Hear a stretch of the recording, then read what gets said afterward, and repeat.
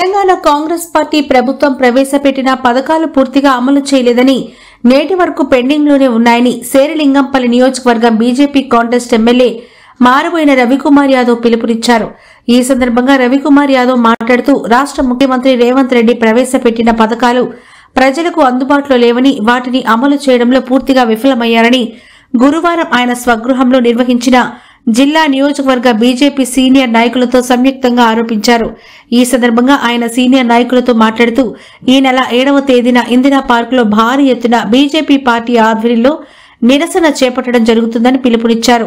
అనంతరం రంగారెడ్డి జిల్లా మహిళా మోర్చా అధ్యక్షురాలు కొత్తపల్లి పద్మ మాట్లాడారు. ఈ సమావేశంలో Mary Salomon, Saroja Reddy, Swagruha Vijayalakshmi, 106 division Mahila Morcha ప్రధాన కార్యదర్శి ఆదిలక్ష్మి తదితరులు పాల్గొన్నారు.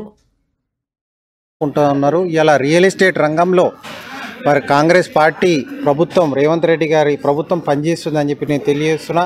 ఇవాళ హైదరాబాద్ సిటీలో మొత్తం కూడా ఈ ఇండస్ట్రియల్ ల్యాండ్లు కూడా మల్టీపర్పస్ జోన్ చేయడం కానీ, మరి అదేవిధంగా హెచ్యు భూముల అమ్మకం కానీ, అదేవిధంగా ఇలా ఫ్యూచర్ సిటీ పేరుతోటి 5,000 ఎకరాలు రియల్ ఎస్టేట్ చేయడం కానీ, ప్రజలకి ఏవైతే హామీలు ఇచ్చిరో 6 గ్యారంటీలు 66 అబద్ధాలు మర్చిపోయి ఇవాళ కేవలం రియల్ ఎస్టేట్ రంగంలో మరి కాంగ్రెస్ పార్టీ ప్రజల అవసరాలని మరి పట్టించుకోకుండా మరి ఇవాళ పబ్బం గడుపుతూ ఉన్నారు. మరి దీనికి వ్యతిరేకంగా కాంగ్రెస్ పార్టీ భారతీయ జనతా పార్టీ పెద్ద ఎత్తున మహాధర్నా మరి 7వ తారీఖున జరపడం జరుగుతుంది. అందరూ కూడా పెద్ద సంఖ్యలో రావాలని చెప్పి మేము తెలియజేస్తున్నాం. ధర్నా కార్యక్రమాన్ని నిర్వహించడం జరుగుతుంది. దానికి కాంగ్రెస్ యొక్క 6 గ్యారెంటీల మీద వారు వైఫల్యాల మీద మా భారతీయ జనతా పార్టీ మా శేరిలింగంపల్లి నుంచి మా డివిజన్ అధ్యక్షులు భారీ సంఖ్యలో ధర్నా కార్యక్రమాన్ని జయప్రదం చేస్తాం. కాంగ్రెస్ని ఎండగడతాం. రాబోయే మున్సిపల్ ఎలక్షన్స్లో శేరిలింగంపల్లిలో భారతీయ జెండా ఎగిరేస్తాం. కార్పొరేషన్లు కూడా 10కి 10 గెలుస్తాం. ధన్యవాదాలు. భారత్ మాతాకి.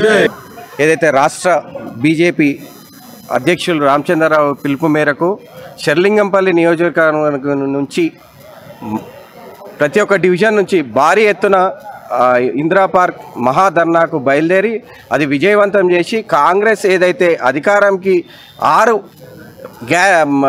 ఏదైతే ఇచ్చేదో అది నెరవేర్చలేదు. వాళ్ళు సంబరాలు చేద్దామనుకుంటున్నారు. కానీ దాన్ని ఎండగట్టనికే శేరిలింగంపల్లి నుంచి ప్రతి ఒక్క బూత్ నుంచి కదిలి దాన్ని ఎండగట్టనికే విజయవంతంగా శేరిలింగంపల్లి నుంచి కదిలి వెళ్తున్నాము. 7వ తారీఖు ఇందిరా ఎండగడతాం.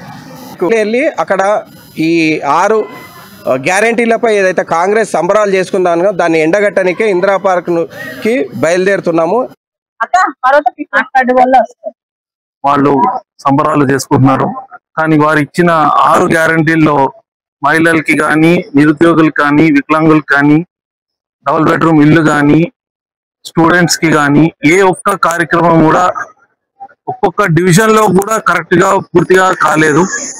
సో దాని దృష్టిలో భారతీయ జనతా పార్టీ నేతృత్వంలో కొండాపూర్ డివిజన్ అధ్యక్షుడు అయిన నేను, మా మహిళా మోర్చా కార్యకర్తలందరూ కలిసి 7వ తారీఖు ఇందిరా పార్కు ఉదయం 8ంటికి నిర్వహించే ధర్నా కార్యక్రమంలో పాల్గొనడానికి పెద్ద ఎత్తున మా డివిజన్ నుంచి అందరూ నాయకులు, కమిటీ మెంబర్లు, బూత్ కమిటీ మెంబర్లు అందరూ పాల్గొని విజయవంతంగా చేస్తామని సమావేశం ఎందుకు చేశాము. అందరికీ జై శ్రీరామ్. ఈ రోజు ఈ సమావేశం రవికుమార్ యాదవ్ గారి ఇంటికాడ జరిగింది. వస్తామని చెప్తున్నాము. అందరం కలిసి వస్తాం.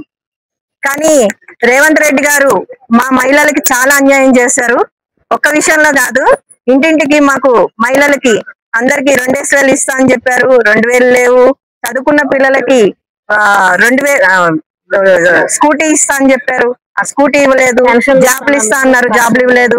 పింఛన్లు ఫస్ట్ ఇచ్చిన 2,000 తప్ప తర్వాత 4,000 ఇస్తా అని చెప్పి ఆ 4,000 కూడా ఇవ్వలేదు. అన్ని వాగ్దానాలు నీటి మీద రాతలాగా రాసేసారు ఆయన. ఇప్పుడు మా హిందూ ధర్మాన్ని ఆయన చెప్తూ చాలా తప్పు చేశారు. ఆయన మైకంలో ఉండి మాట్లాడుతున్నారు, మైకం లేకుండా మాట్లాడుతున్నారు. ఆయన హిందూ ధర్మంలో RSS కార్యకర్త అయి ఉండి కూడా ఆయన అలా మాట్లాడటం చాలా తప్పు చేశారు. మా